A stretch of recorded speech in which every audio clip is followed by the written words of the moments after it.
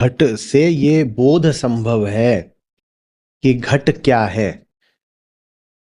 घट में राम बसत है उदाहरण के लिए। अब राम कोई वस्तु थोड़ी ही है, राम स्वयं ब्रह्म है, सत्य है। इस पर हम कितनी बार चर्चा कर चुके हैं कि घट को देखना माने आत्म अवलोकन, और तथ्य ही सत्य का द्वार होते हैं। तथ्य माने घट को देखना, सत्य माने राम, माने घट ही राम का द्वार है। इस अर्थ में कह दिया जाता है कि घट में तोरे साईं बसत हैं। झूठ को देखना ही सत्य को उद्घाटित करता है। तो इस घट की क्रियाओं को देखकर ही पता चलता है कि ये जो घट है वो पूरा प्राकृतिक है, और ये जो पता चलना है, बोध, इसी के लिए नाम है राम। इसका अर्थ ये नहीं है कि शरीर के भीतर कोई जगह है जहां पर राम बैठे हुए हैं। इस शरीर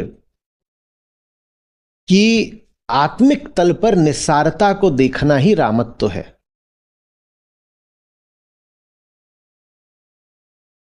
और घट से राम एकदम पृथक है। राम निरंजन न्यारा रे। घट तो पूरा अंजन है, अंजन सकल पसारा रे। तो घट के भीतर राम थोड़ी बैठ जाएंगे आकर के। देखना हमें बिल्कुल यही है कि घट जो है वही घट से मुक्ति का द्वार बनेगा। घट से मुक्ति को ही रामत्व बोलते हैं। जिस जेल से बाहर निकलना हो उस जेल को जानना पड़ेगा ना।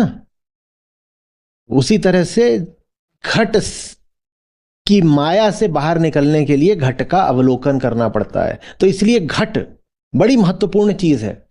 घट को ही देखना पड़ता है। घट माने शरीर की बात हो रही है। शरीर को ही देखना पड़ता है ताकि शरीर से मुक्त हो सको। और शरीर को देखना माने अपने सारे कर्मों को देखना।